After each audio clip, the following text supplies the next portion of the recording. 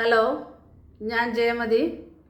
ഞാനിന്ന് കരളിനെ പറ്റിയാണ് സംസാരിക്കുന്നത്. കരളിനെ പറ്റി എന്ന് പറയുമ്പോൾ കരളിനെ ബാധിക്കുന്ന ഹെപ്പാറ്റൈറ്റിസ് എന്ന് പറയുന്ന അസുഖത്തെ പറ്റിയാണ് ഞാൻ ഇന്ന് നിങ്ങളോട് സംസാരിക്കുന്നത്.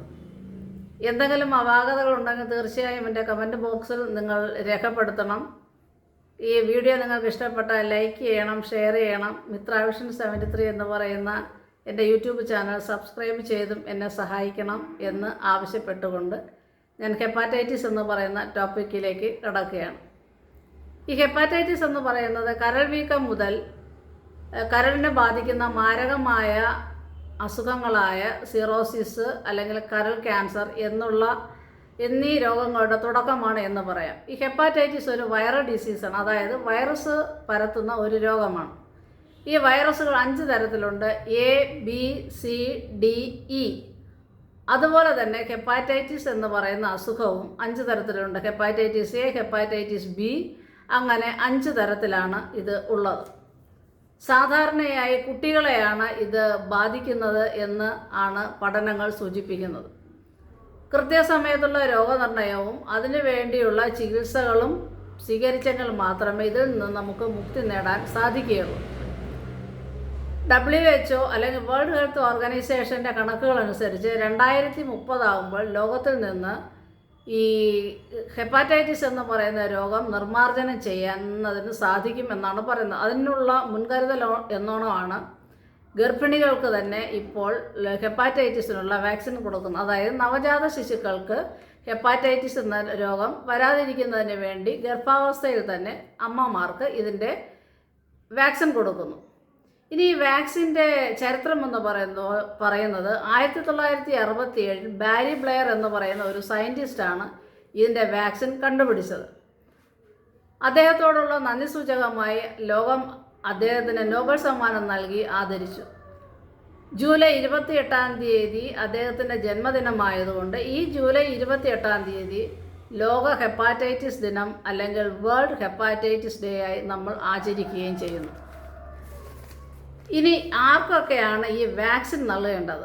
ഞാൻ നേരത്തെ പറഞ്ഞതുപോലെ നവജാത ശിശുക്കൾക്ക് ഹെപ്പാറ്റൈറ്റിസ് വരാതിരിക്കുന്നതിന് വേണ്ടി അമ്മമാർക്ക് അല്ലെങ്കിൽ ഗർഭാവസ്ഥയിലിരിക്കുന്ന സ്ത്രീകൾക്ക് ഇത് നൽകുന്നു. അതുപോലെ തന്നെ അടുത്ത് വരുന്നത് മയക്കുമരുന്ന് ഉപയോഗിക്കുന്നവർ. ഈ മയക്കുമരുന്ന് ഉപയോഗിക്കുന്നവർ അല്ലെങ്കിൽ ഈ സിറിഞ്ച് വഴി ഉപയോഗിക്കുന്നവർ, മയക്കുമരുന്ന് എടുക്കുന്നവർക്കൊക്കെ ഇതിൻ്റെ വാക്സിൻ കൊടുക്കാവുന്നതാണ്. അതുപോലെ തന്നെ അമിതമായ ലൈംഗിക ബന്ധത്തിൽ അല്ലെങ്കിൽ സുരക്ഷിതമായ അല്ലാത്ത രീതിയിൽ ലൈംഗിക ബന്ധത്തിൽ ഏർപ്പെടുന്നവർക്ക് ഈ ഹെപ്പാറ്റൈറ്റിസിൻ്റെ വാക്സിൻ എടുക്കാവുന്നതാണ്. ശുചിത്വമില്ലാത്ത സ്ഥലങ്ങളിൽ ജീവിക്കുന്നവർക്ക് അല്ലെങ്കിൽ അങ്ങനെയുള്ള ഏരിയകളിലേക്ക് യാത്ര ചെയ്യുന്നവർക്ക് ഹെപ്പാറ്റൈറ്റിസിൻ്റെ വാക്സിൻ കൊടുക്കാവുന്നതാണ്. അതുപോലെ ജയിലിൽ കഴിയുന്നവർക്ക്, കുടിയേറ്റക്കാർക്ക്, ഇവർക്കും ഒക്കെ ഹെപ്പാറ്റൈറ്റിസിൻ്റെ വാക്സിൻ നൽകാവുന്നതാണ്. ഇനി ആർക്കൊക്കെയാണ് ഹെപ്പാറ്റൈറ്റിസ് ഉണ്ടാകുന്നത്? അല്ലെങ്കിൽ ഞാൻ നേരത്തെ പറഞ്ഞതുപോലെ ഈ 5 ടൈപ്പ് ഹെപ്പാറ്റൈറ്റിസിൽ, അതായത് A, B, C, D, E, ഈ 5 ഹെപ്പാറ്റൈറ്റിസ് ഉള്ളതിൽ ഹെപ്പാറ്റൈറ്റിസ് എയും ഇയും രോഗിയുടെ വിസർജ്യ വസ്തുക്കളിൽ നിന്നോ അല്ലെങ്കിൽ മലിനമായ ആഹാരത്തിൽ നിന്നോ മലിനമായ ജലത്തിൽ നിന്നോ ആണ് ഈ A, E എന്ന് പറയുന്ന 2 ടൈപ്പുകൾ, ഹെപ്പാറ്റൈറ്റിസിൻ്റെ ഈ 2 ടൈപ്പുകളും ഉണ്ടാകുന്നത്. ബാക്കി B, C, D എന്ന് പറയുന്ന 3 ഹെപ്പാറ്റൈറ്റിസും ഉണ്ടാകുന്നതും രക്തത്തിലൂടെയാണ്. ആദ്യമായി വരുന്നത് അമ്മയിൽ നിന്ന് കുഞ്ഞിലേക്ക്. അതുകൊണ്ടാണല്ലോ നമ്മൾ ഗർഭാവസ്ഥയിൽ ഇതിനുള്ള വാക്സിൻ കൊടുക്കുന്നത്. അതുപോലെ അടുത്ത് വരുന്നത് രക്തം ഷെയർ ചെയ്യുമ്പോൾ, രക്തദാനം ചെയ്യുമ്പോൾ ഹെപ്പാറ്റൈറ്റിസിന് ടെസ്റ്റ് ചെയ്തിട്ട് ഇത് കൊടുക്കുക. HIV ചെയ്യുന്നത് പോലെ തന്നെ ഹെപ്പാറ്റൈറ്റിസിൻ്റെയും ടെസ്റ്റ് ചെയ്തതിന് ശേഷം മാത്രമേ രക്തം എടുക്കുകയുള്ളൂ. അതുപോലെ തന്നെ ടാറ്റു ചെയ്യുന്നവർക്ക്, ഈ ടാറ്റു ചെയ്യുമ്പോഴും രക്തത്തിൻ്റെ സമ്പർക്കം ഉണ്ടാകാൻ സാധ്യതയുള്ളത് കൊണ്ട് അവർക്കും ഇതിൻ്റെ ഉള്ള സാധ്യതകൾ ഉണ്ട്. അപ്പോൾ ഇവരും ഇതിൻ്റെയൊക്കെ വാക്സിൻ എടുക്കേണ്ടതാണ്. നേരത്തെ പറഞ്ഞതുപോലെ സുരക്ഷിതമല്ലാത്ത രീതിയിൽ ലൈംഗിക ബന്ധത്തിൽ ഏർപ്പെടുന്നവരും ഇതിന് വാക്സിൻ സ്വീകരിക്കേണ്ടി വരും. ഇനി ആർക്കൊക്കെയാണ് ഇതിൻ്റെ സാധ്യതകൾ, ഈ ഹെപ്പാറ്റൈറ്റിസ് ഉണ്ടാകാനുള്ള സാധ്യതകൾ ആർക്കൊക്കെയാണെന്ന് പറഞ്ഞാൽ ആദ്യമായി തന്നെ പറയുന്നത് ലഹരി വസ്തുക്കൾ ഉപയോഗിക്കുന്നവർ. ലഹരി വസ്തുക്കൾ ഉപയോഗിക്കുമ്പോൾ എന്ന് പറയുമ്പോൾ സിറിഞ്ച് വഴി ഡ്രഗ്സ് ഉപയോഗിക്കുമ്പോൾ അപ്പോൾ ഇതിൻ്റെ സിറിഞ്ചും നീഡലും ഇവർ ഷെയർ ചെയ്ത് ഉപയോഗിക്കും. ഒരാളിന് അസുഖമുള്ള ഒരാളാണെങ്കിൽ തീർച്ചയായിട്ടും അടുത്ത ആളിന് ഇത് ഉണ്ടാകാനുള്ള സാധ്യതകളുണ്ട്. അതുപോലെ വരുന്ന അടുത്ത ഒരു കാര്യമാണ് ഓറൽ സെക്സ് അല്ലെങ്കിൽ ഏനൽ സെക്സ്. ഇത് ചെയ്യുമ്പോഴും ഇതിനുള്ള സാധ്യത വളരെ കൂടുതലാണ്. അപ്പോൾ ഇത് പ്രത്യേകിച്ച് ശ്രദ്ധിക്കുക. അടുത്ത് വരുന്നതാണ്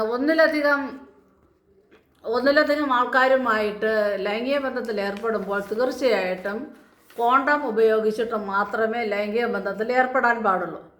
അമിതമായ മദ്യപാനം ഉണ്ടാകുമ്പോൾ തീർച്ചയായും ഇത് കരൾ രോഗത്തിന് കാരണമാകും. നമ്മൾ ഒത്തിരി ആൾക്കാരെ കാണുന്നല്ലേ, മദ്യപാനികൾ പലരും കരൾ സംബന്ധമായ രോഗങ്ങളാലാണ് മരണപ്പെടുന്നതെന്നാണ് കണക്കുകൾ പറയുന്നത്.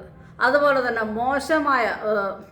മതിയായ അളവിലുള്ള പോഷകാഹാരം കിട്ടാതെ വരുമ്പോഴും കരളിനെ അസുഖം ബാധിക്കാം.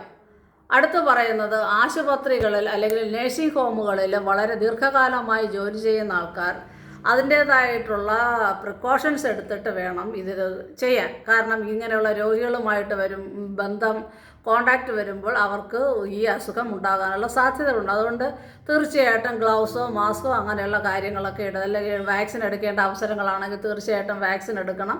ഇങ്ങനെയുള്ള കാര്യങ്ങളൊക്കെ ചെയ്തിട്ട് വേണം കൂടുതലും ഈ ഹോസ്പിറ്റലും അല്ലെങ്കിൽ രോഗികളുമായിട്ട് ബന്ധപ്പെട്ട് വരുന്ന ജോലികൾ ചെയ്യുന്നവർ ശ്രദ്ധിക്കേണ്ടത്.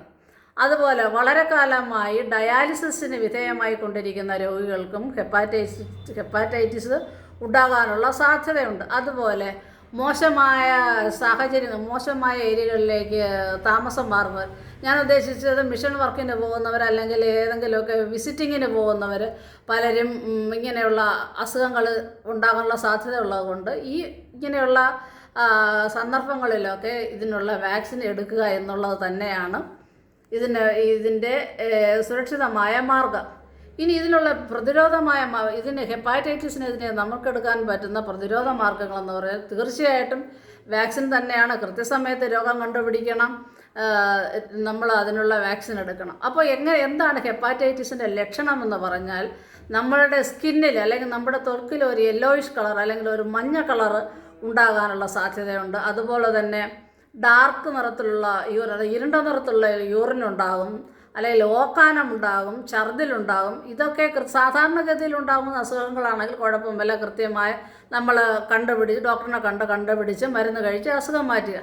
അഥവാ ഈ അസുഖം മാറാതെ തുടർന്നുകൊണ്ടിരിക്കുകയാണെങ്കിൽ തീർച്ചയായും എത്രയും പെട്ടെന്ന് ഡോക്ടറിനെ കാണുകയും തുടർ നടപടികൾ സ്വീകരിക്കുകയും അതിന് വേണ്ടിയുള്ള ടെസ്റ്റുകൾ ചെയ്യുകയോ അതിനനുബന്ധിച്ചുള്ള ചികിത്സകൾ നേടുകയോ ചെയ്യേണ്ടതാണ്. അതുപോലെ തന്നെ ടാറ്റു ചെയ്യുമ്പോൾ, ഈ ടാറ്റു എന്ന് പറഞ്ഞാൽ വളരെ അപകടം പിടിച്ച ഒരു കാര്യമാണ്. കാരണം ഈ ടാറ്റു ചെയ്യുമ്പോൾ ബ്ലഡ് പുറത്ത് വരാനുള്ള സാധ്യതയുണ്ട്. കാരണം ഒരു നീഡിൽ വെച്ചാണ് ഇത് ചെയ്യുമ്പോൾ ഹെപ്പാറ്റൈറ്റിസ് ഉള്ള ഒരാളിന് ടാറ്റു ചെയ്തതിന് ശേഷം അതേ നീഡിൽ ഉപയോഗിച്ച് വേറൊരാളിന് ടാറ്റു ചെയ്യുകയാണെങ്കിൽ തീർച്ചയായിട്ടും അയാൾക്കും ഇത് ഉണ്ടാകാനുള്ള സാധ്യതയുണ്ട്.